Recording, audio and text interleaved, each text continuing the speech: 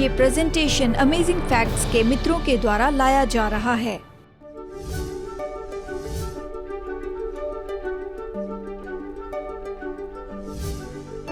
आज हमारी परंपरा में हम कई बार सुनते हैं, प्रभु आपसे प्यार करते हैं, वो आपको शर्मिंदा नहीं करना चाहते, दोषी महसूस करवाना नहीं चाहते, सारी दोष भावना तो शैतान से है।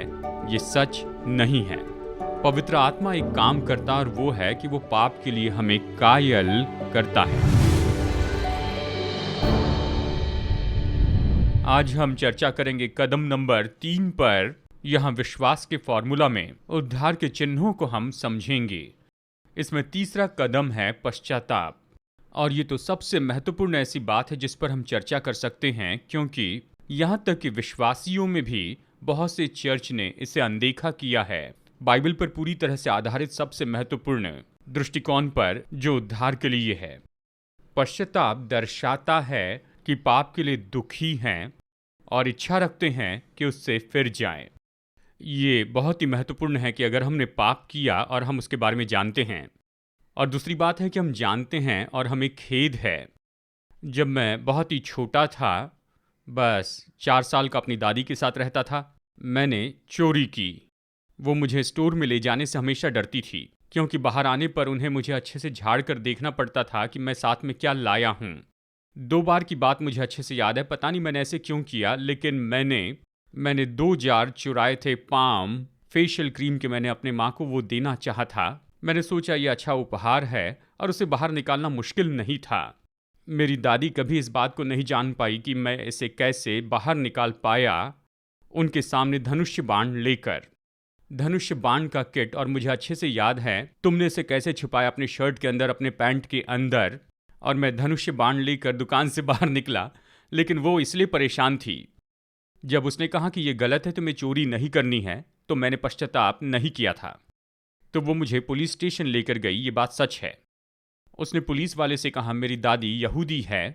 उन्होंने पुलिस वाले से कहा कि आप डगी को बताएंगे कि ये जेल में चले जाएंगे अगर चोरी की आदत छोड़ते नहीं है तो उन्होंने कहा, अगर तुम इसे नहीं छोड़ोगे तो हम तुम्हें जेल में डालेंगे।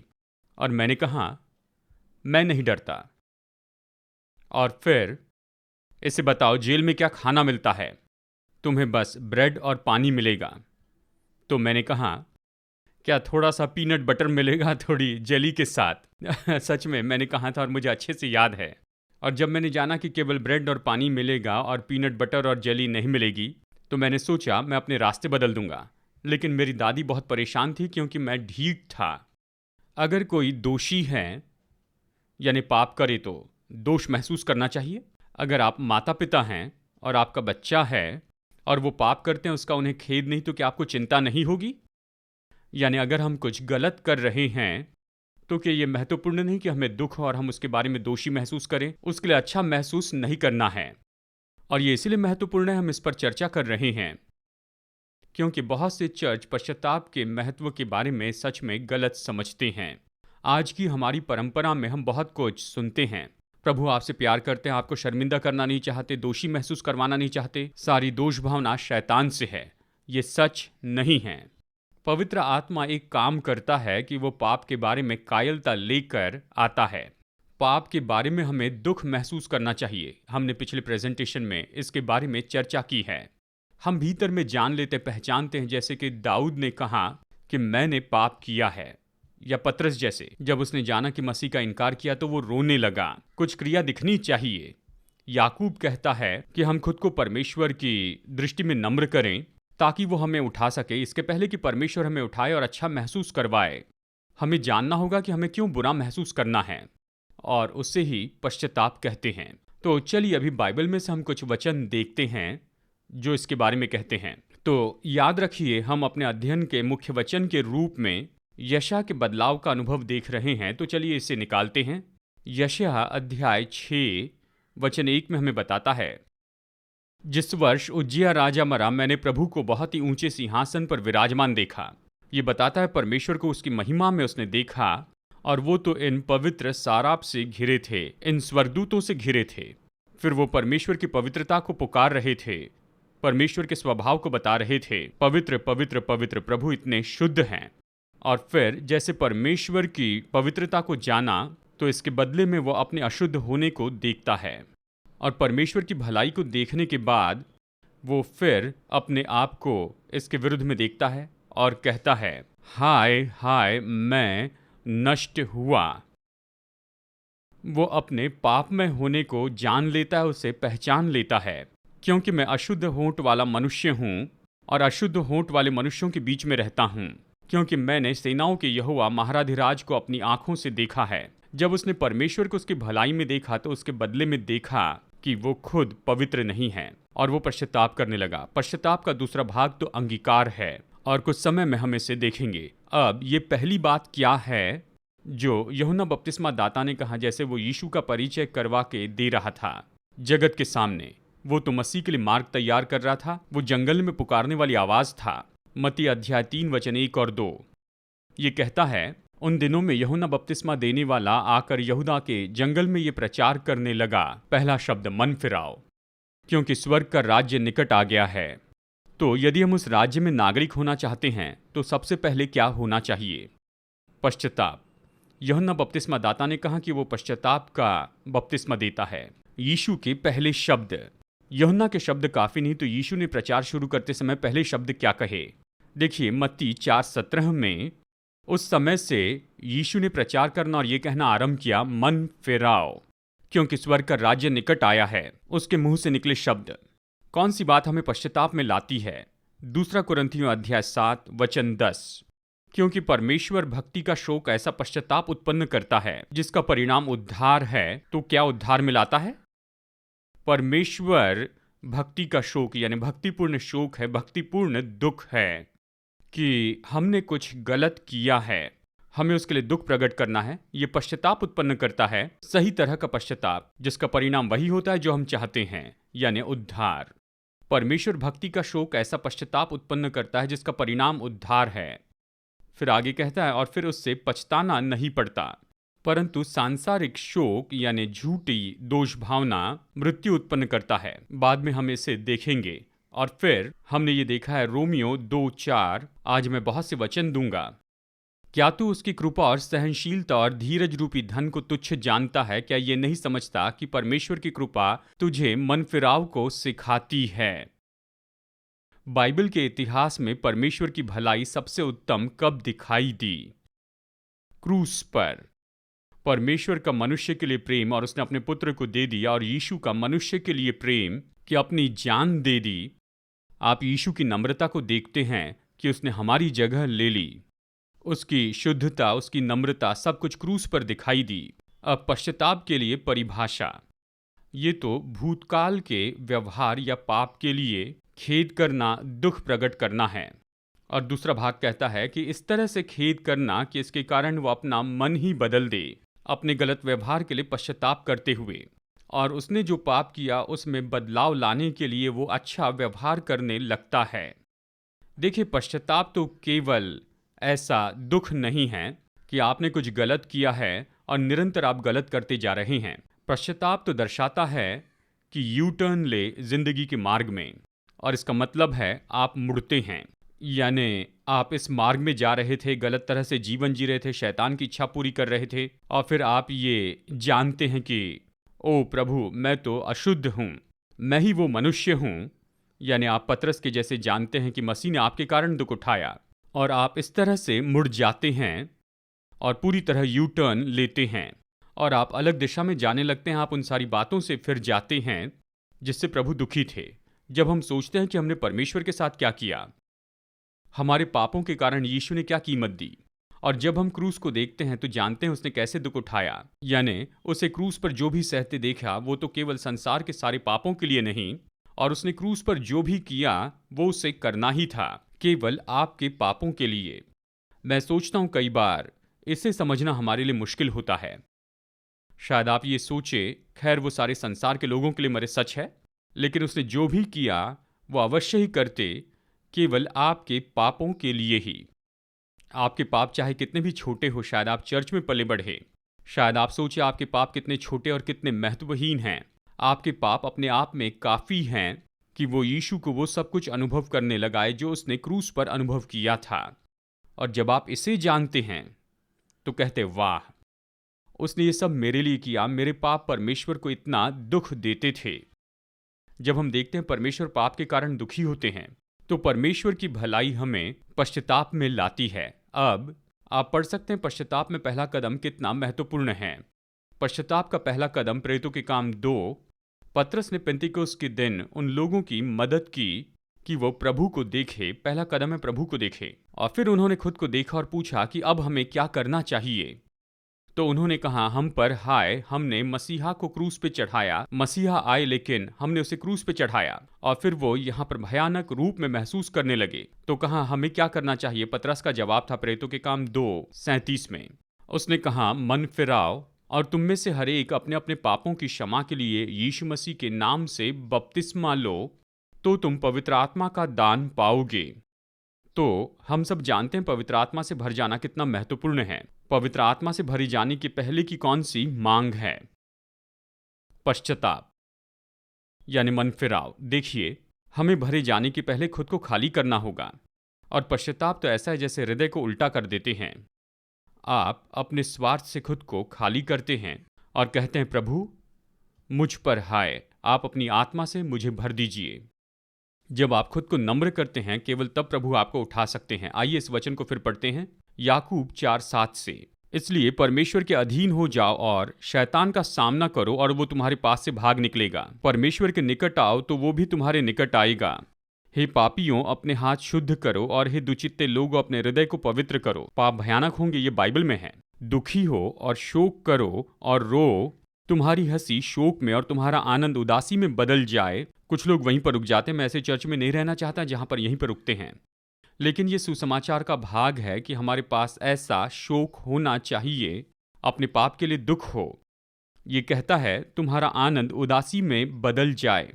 प्रभु के सामने दीन बनो। और फिर अच्छा भाग यहाँ पर है, तो वो तुम्हें शिरोमणि बनाएगा। वो आपको वहां पर शर्म और दुख में और रोने में नहीं छोड़ेंगे। उदाहरण के लिए इफिसियों 4:28 कहता है, चोरी करने वाला फिर चोरी न करें। यानी क्या आप ये कह रहे हैं कि मैं पहले जैसा नहीं चुराता हूं? तो क्या उसे स्वीकार करेंगे? कहिए कि अगर आप किसी फैक्ट्री में कर्मचारी के रूप में हैं और आप मालिक से कहते हैं, मैं आपकी कंपनी से बहुत चुराता था, मैं विश्वासी हो गया तो कम चोरी कर रहा हूं, तो आपकी नौकरी कब तक रहेगी? जानते हैं, आप बस यही कहेंगे। खैर, कुछ भी आपकी नौकरी जा सकती है। आप यही कहेंगे, मैं अभी चोरी करना नहीं चाहता हूं। और फिर यीशु ने कितनी बार किसी को क्षमा किया है। शायद भवन में लाई गई मरियम मगदलिनी थी, उसे रंगे हाथ पकड़ा गया था। यीशु ने कहा, मैं भी तुझ पर दंड की आज्ञा नहीं देता। हमें ये पसंद है कि प्रभु के अनुग्रह के बारे में बताए कि यीशु हम पर दोष नहीं लगाते हैं, लेकिन अक्सर हम उसके आगे ये नहीं कहते हैं जैसे यीशु ने कहा, जाओ तुम आज़ाद हो, फिर पाप नहीं करना। वो पाप के लिए नहीं बचाते, वो हमें पापों से बचाते हैं। मरियम मगदलिनी फिर गिर गई होगी। बाइबल कहती यीशु ने उससे 7 दुष्टात्माएं निकाली, मतलब शायद फिसल गए होंगी। अगर कोई पाप करता है तो हमारा वकील पिता के पास है, हमें निराश नहीं होना है। आप उठकर फिर आगे बढ़िए। तो कहीं मत जाइए दोस्तों, हम बस कुछ ही पल में वापस आएंगे आज के प्रेजेंटेशन को पूरा करने के लिए। क्या आप कल्पना कर सकते हैं कि आप किसी महासागर में ऐसे फंसे हैं, अकेले ही वहां पर तैर रहे हैं और पाते हैं कि आप भूखे शार्क से घिरे हुए हैं। तब आपके बचाव के लिए कोई हेलीकॉप्टर आ जाए तो आप कितने धन्यवादी होंगे। हमारे पास एक स्टडी गाइड है जो उद्धार के बारे में बताती है और इसका नाम है निश्चित मौत से बचाया गया। इसमें बहुत ही सुंदर रीति से वचन के माध्यम से समझाया गया है। इसमें उद्धार के बारे में बड़े सवालों का जवाब दिया गया है। उद्धार पाने के लिए मुझे क्या करना चाहिए? मैं दिल में शांति कैसे पा सकता हूँ? मैं विजयी जीवन कैसे जी सकता हूँ? अपने विश्वास दूसरों को कैसे बता सकता हूँ? अपनी फ्री कॉपी मंगवाने के लिए स्क्रीन के नंबर पर फोन कीजिए और ऑफर नंबर 203 मंगवाइए या फिर हमारी वेबसाइट पर जाइए और इस महत्वपूर्ण स्रोत को पढ़ने के बाद इसे अपने दोस्तों को दीजिए। तो आइए आज के प्रेजेंटेशन में वापस चलते हैं और परमेश्वर के वचन से अद्भुत तथ्यों को सीखते हैं। और देखिए, यूहन्ना 5:14 में ऐसी कहानी है। बेतसदा के हौदी के पास एक मनुष्य चंगा होता है। यीशु बाद में भवन में उससे मिलते हैं। उसने कहा, देख तू चंगा हो गया है, फिर से पाप मत करना, ऐसा न हो कि इससे कोई भारी विपत्ति तुझ पर आ पड़े। यीशु क्यों चाहते हम पाप से फिर जाएं? क्या इसलिए क्योंकि ये उसके नियम के विरुद्ध में है, या फिर पाप हमारे साथ क्या करते हैं? ये व्यक्ति तो सच में बहुत ही भयानक ऐसे लकवे की बीमारी से चंगा हो गया था। यीशु नहीं चाहते हैं कि आप बीमार रहें। वो प्रेमी पिता है। परमेश्वर अपनी संतान से भली चीज नहीं रख छोड़ेंगे, ये वचन है। बस यही, परमेश्वर हमसे कोई अच्छी वस्तु नहीं रख छोड़ेंगे। तो वो चाहते हैं उन बातों से हम फिर जाए जिससे हमें नुकसान पहुंचेगा। यीशु ने कहा पाप मत करना, कहीं इससे बुरी विपत्ति ना पड़े। वो हमें पापों से बचाना चाहते हैं, जिससे हमें नुकसान होगा उससे बचाना चाहते हैं। तो प्रभु चाहते हैं हम उससे फिर जाए। पापों से फिरने का सबसे अच्छा समय क्या है? जल्दी, बहुत जल्दी। जैसे जान ले कि यहां पर समस्या है और फिर पश्चाताप कितना महत्वपूर्ण है। यीशु के वचन लूका 13 वचन 1 से 5 में पढ़िए। मैं अंतिम भाग पढ़ता हूं। मैं तुमसे कहता हूं कि नहीं, परंतु यदि तुम मन न फिराओगे तो तुम सब भी इसी रीति से नष्ट होंगे। परमेश्वर ने जगत से ऐसा प्रेम रखा कि अपना इकलौता पुत्र दे दिया, ताकि जो कोई इस पर विश्वास करे वो नष्ट ना हो परंतु अनंत जीवन पाए। यीशु पर विश्वास करने का भाग क्या है? अगर आप कहते हैं मैं विश्वास करता हूं कि सुनामी आ रही है और आप बीच पर ही रहे, तो इसका मतलब आप विश्वास नहीं करते हैं। अगर आप कहते हैं आप विश्वास करते हैं यीशु की शिक्षा पर और यीशु ने कहा कि तुम्हें पश्चाताप करना है या नाश होंगे, तो फिर यीशु पर विश्वास करने का भाग पश्चाताप करना भी है। कई बार लोग सोचते हैं विश्वास करना यानी मैं विश्वास करता हूं कि यीशु क्रूस पर मरे यानी मैंने उद्धार पा लिया। बाइबल कहती शैतान विश्वास करता है। शैतान में भी ऐसा विश्वास है। शैतान विश्वास करता है यीशु क्रूस पर मरे, सच है ना? तो क्या उसका उद्धार होगा? ये तो इससे भी बड़ा और चौड़ा ऐसा विश्वास है। ये मानना है, विश्वास करना है, यीशु की शिक्षाओं पर विश्वास करना है, यीशु ने जो हमें करने के लिए कहा उस पर विश्वास करना है। और यीशु ने एक बात कही कि मन फिराओ क्योंकि परमेश्वर का राज्य निकट है। पश्चाताप करो नहीं तो तुम नाश होगे, यानी पश्चाताप मसीह की शिक्षा का भाग है। दूसरा पत्रस 3:9, यह अच्छा है। दूसरा पत्रस 3:9, परमेश्वर नहीं चाहता कि कोई नष्ट हो, वरन ये कि सबको मन फिराव का अवसर मिले। यानी यीशु पर विश्वास करने का भाग है पश्चाताप करना। हमें इसे जानना ही होगा। पश्चाताप के लिए इब्रानी शब्द है यह नाहाम। इसका मतलब है दुख प्रकट करना, रोना, माफी मांगना, पश्चाताप करना, बदलाव चाहना। और ग्रीक में यह है मटानियो। इसका मतलब है खेद प्रकट करना, अलग सोचना, पाप से परमेश्वर की ओर फिर जाना। यानी यहां तक कि इन शब्दों में जो दर्शाते हैं ये नहीं कि बस प्रभु माफ करना, मैंने ये किया था और फिर वही करे। यानी सही तरह का पश्चाताप है और गलत तरह का भी पश्चाताप है। अब चलिए उदाहरण के लिए कुछ गलत तरह का पश्चाताप देखें। आप इसे देख सकते हैं इब्रानियों 12 वचन 16 में। ऐसा न हो कि कोई जन व्यभिचारी या एसाव के समान अधर्मी हो, जिसने एक बार के भोजन के लिए अपने पहले उठे होने का पद बेच डाला। तुम जानते हो कि बाद में जब उसने आशीष पानी चाहिए तो अयोग्य गिना गया और आंसू बहा बहा कर खोजने पर भी मन फिराव का अवसर उसे न मिला। जो खोया उसके लिए उसे दुख था, लेकिन उसे अपने जन्म के अधिकार के लिए दुख नहीं था। क्या बाइबल कहती यहूदा ने पश्चाताप किया? हाँ किया। मत्ती 27 वचन 3, जब उसके पकड़वाने वाले यहूदा ने देखा कि वो दोषी ठहराया गया है तो वो पछताया और वे 30 चांदी के सिक्के प्रधान याजकों और पुरनियों के पास फेर लाया और कहा मैंने निर्दोष को घात के लिए पकड़वा कर पाप किया है। और उसने जाकर अपने आप को फांसी दी। यानी बाइबल में इस नकली पश्चाताप के बारे में बहुत से दूसरे केस हैं। फिरौन को हमेशा खेद हुआ उन मरियों के कारण, और जैसे ही मरी दूर हुई वो फिर से वैसे पहले जैसे करने लगा। उसे खेद नहीं हुआ कि परमेश्वर के विरुद्ध में गया, उसने उन्हें गुलाम बनाए रखा। बाइबल बिलाम के बारे में बताती है, जब स्वर्गदूत उसके मार्ग में था तलवार निकाले हुए तो उसे खेद हुआ उस समय में, लेकिन सच में उसने अपना लालच वहां पर नहीं छोड़ा। और फिर देखिए आकान है, जब आकान को अंत में परमेश्वर के द्वारा पहचाना गया, चिट्ठी निकालने के द्वारा पवित्र आत्मा ने कहा इसने चोरी की है और तेरे पाप के कारण बहुत से लोग मर गए हैं। उसने कहा हाँ मैंने पाप किया है। खैर उस समय तो मानो वीडियो प्ले हो रहा था और समय समय पर आप देखेंगे कि कोई ना कोई अंगीकार करता है। वो इनकार करते हैं, फिर कहते हैं देखिए ये वीडियो है और ऑडियो है कि आपने इसे पहले कहा था या किया था। ओह हाँ मुझे लगता है मैंने इसे किया और मुझे माफ़ कीजिए। तो क्या वो खेदित हैं? ये सच्चा पश्चाताप नहीं। देखिए पश्चाताप तो दिल में दुख रखना है और बदलने और फिर जाने के लिए इच्छा रखना। जानते हैं कई साल पहले हाँ एक व्यक्ति दोषी थे बैंक लूटने के लिए। और फिर लगभग 10 साल बीत गए। बैंक लूटते समय वो 19 साल के थे। नाम है एल जॉनसन।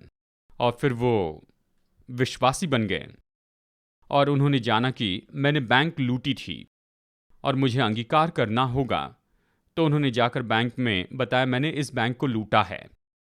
और उन्होंने कहा कि आपके ऊपर आरोप लगाने का जो समय वो खत्म हो चुका है, हम कुछ भी नहीं कर सकते हैं।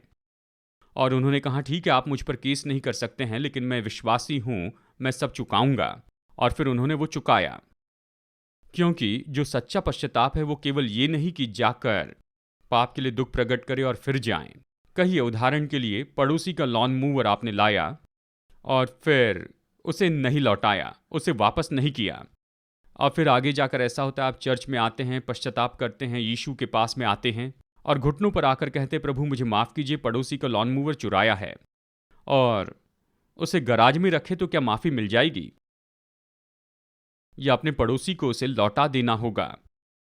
अगर आपको दुख है तो आपने जो कुछ भी लिया अवश्य ही उसे आप उन्हें वापस दे दीजिए। और बाइबल में इसके लिए बहुत से वचन है। उदाहरण के लिए यहजकेल 33:15, अर्थात यदि दुष्ट जन बंधक लौटा दे, अपनी लूटी हुई वस्तुएं भर दे और बिना कुटिल काम किए जीवनदायक विधियों पर चलने लगे, तो वो न मरेगा, वो निश्चय जीवित रहेगा। ये बहुत स्पष्ट है, जो कुछ भी लिया उसे वापस करना है, बदलाव होना जरूरी है। कई बार लोग जो करना चाहते हैं वो करते हैं, और कुछ लोग कहते हैं मुझे नहीं लगता कि मैं रुक सकता हूं, मुझे नहीं लगता कि मैं बदल सकता हूं। सच में जब हम कहते हैं मुझे नहीं लगता कि मैं रुक सकता हूं, मुझे नहीं लगता कि मैं बदल सकता हूं, सबसे पहले आप यीशु के बिना कुछ नहीं कर सकते। सवाल यह है कि क्या आप मसीह के द्वारा सब कुछ नहीं कर सकते? क्या आपको दुख नहीं होगा, पाप के लिए खेद नहीं होगा? लेकिन क्या प्रभु की मदद से अपने पापों से आप फिर जाएंगे? फिर सकते हैं। और दूसरी बात यह है, हमारे लिए यह जानना महत्वपूर्ण है कि पश्चाताप तो जीवन और मृत्यु की बात है। यह ऐसा है जैसे मानो बिल में सांप छिपा है। अगर हम अपने पापों से नहीं फिरते हैं तो फिर पाप हमें नाश कर देगा। पश्चाताप के बारे में जब सच्चाई की बात आती है तो लोग सबसे बड़ी गलती करते हैं। जानते हैं क्या है? इसे बाद में कर लेंगे कहते। हम कहते हैं पश्चाताप जरूरी है, जल्दी ही इन दिनों में शायद क्रूस पर लटकाया गया वो चोर कहता होगा मेरे मरने के पहले पश्चाताप करूंगा। और ये सच है कि बाइबल में एक उदाहरण है जिसने बिल्कुल मृत्यु के पहले बदलाव पाया था। अपने जीवन के आखिरी पल में क्रूस पर का वो चोर उद्धार पाया। वो जैसे था वैसे, उसे वहां पर किसी तरह से पाप छोड़ने नहीं थे, क्योंकि हम विश्वास से धर्मी ठहराए जाते हैं। लेकिन शुद्धिकरण का भाग तो पश्चाताप होता है। उस चोर ने पश्चाताप किया, लेकिन उसके पास कुछ दिखाने का मौका नहीं था, क्योंकि वो मर गया उसके कुछ समय बाद। पर मैथ्यू हेनरी ने दिलचस्प बात कही। उन्होंने कहा बाइबल में केवल एक ही उदाहरण है जहां पर मरते हुए व्यक्ति ने उद्धार पाया। एक उदाहरण इसीलिए है ताकि कोई भी आशा न खोए। दूसरा कारण यह है कि कोई इसका अनुमान न लगाए। बस एक ही उदाहरण है। ये इसलिए है ताकि हम अपनी आशा न खोए, लेकिन बस एक ही उदाहरण है कि कोई इसकी अपेक्षा न रखें। हर एक दिन जब बीतता है और हम पापों के पश्चाताप के लिए टालते जाते हैं, ये तो पश्चाताप करने के लिए एक और दिन घटाना है, और ये एक और दिन है जिसके लिए पश्चाताप करना है। जैसे एक मनुष्य यीशु के सामने समर्पण करने के लिए कश्मकश में था, तो एक रात स्वर्गदूत ने उससे कहा मेरे पीछे हो ले। और फिर वो उसके पीछे पीछे जंगल में गया, और वहाँ जंगल में उसने एक साधु को देखा, और वो सारी लकड़ियाँ जमा करके एक जगह पर रख रहा था, और उसने उसे बांधा और एक गट्ठा बनाया, और उस गट्ठे को उठाने की कोशिश कर रहा था, लेकिन वो भारी था। तो उस बूढ़े साधु ने उस गट्ठे को खोला और उसके अंदर कुछ और लकड़ियां डाली, और फिर से बांधा और उठाने की कोशिश कर रहा था, लेकिन भारी था। हर समय यही कोशिश की, और हर बार ये बंडल और भी बड़ा और बड़ा हो रहा था। और उस व्यक्ति ने स्वर्गदूत से पूछा इसका मतलब? तो उसने कहा पश्चाताप के लिए बहुत से लोग ऐसा ही करते हैं। वो सोचते हैं ये बहुत भारी है और इसे रख देते हैं, और हर दिन इस बोझ में बढ़ाते जाते हैं। किसी ने रब्बी से पूछा पश्चाताप का सबसे अच्छा समय? रब्बी ने कहा आपकी जिंदगी का आखिरी दिन।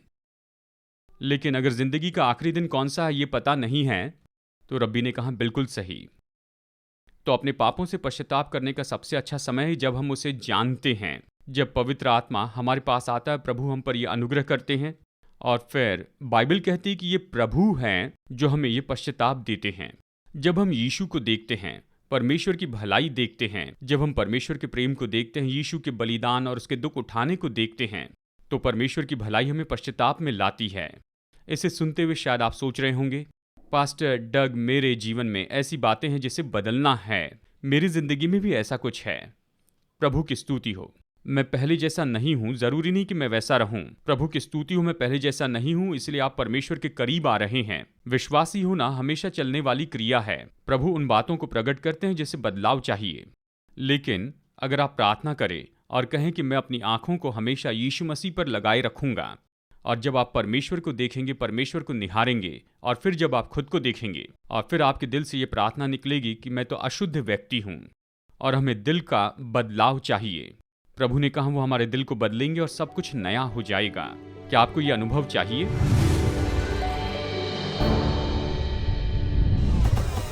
हमारे टूटे हुए संसार के लिए क्या प्रभु की योजना जानना चाहते हैं? जैसे हम बाइबल की भविष्यवाणी देखते हैं, आप अपनी सबसे बड़ी चुनौतियों के लिए भरोसेमंद हल प्राप्त करना चाहते हैं। प्रोत्साहित करने वाली और प्रकाशन देने वाली amazing facts Bible study guide Bible पर आधारित 27 टॉपिकल लेसन्स प्रदान करती है, जिसमें सुंदर ग्राफिक्स और स्पष्ट उत्तर दिए गए हैं, जिसे समझना बहुत ही आसान है। हर बाइबल स्टडी गाइड आपको व्यवहारिक उत्तर की ओर लेकर जाती है, आपके जीवन के सबसे महत्वपूर्ण सवालों के लिए। मैं कैसे तंदुरुस्त संबंध पा सकता हूँ, यीशु मसीह फिर से कब और कैसे आएंगे, और भी बहुत कुछ। अपने भविष्य को अवसर पर मत छोड़िए, सत्य से अपने जीवन को बदल दीजिए। Amazing facts Bible study guide के द्वारा ये उपलब्ध हैं इंग्लिश, हिंदी, तमिल और तेलुगु भाषा में। तो इंतजार मत कीजिए, अपने स्टडी गाइड का पूरा सेट ऑर्डर कीजिए और विजिट कीजिए bookstore.aftv.in पर।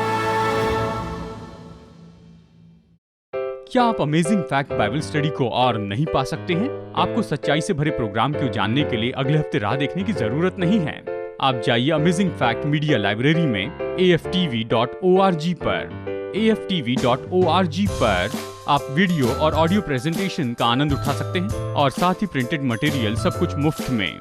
दिन में 24 घंटे और हफ्तों में 7 दिन आपके कंप्यूटर या फिर मोबाइल से लॉग कीजिए aftv.org पर। 50 साल से भी ज्यादा समय से अमेजिंग फैक्ट्स बाइबल की सच्चाई को पूरे संसार में बता रहे हैं। यीशु की आज्ञा है कि हम प्रचार करें, हर देश में, हर जाति में, हर भाषा में प्रचार करें। आपकी प्रार्थना और सहायता के लिए धन्यवाद।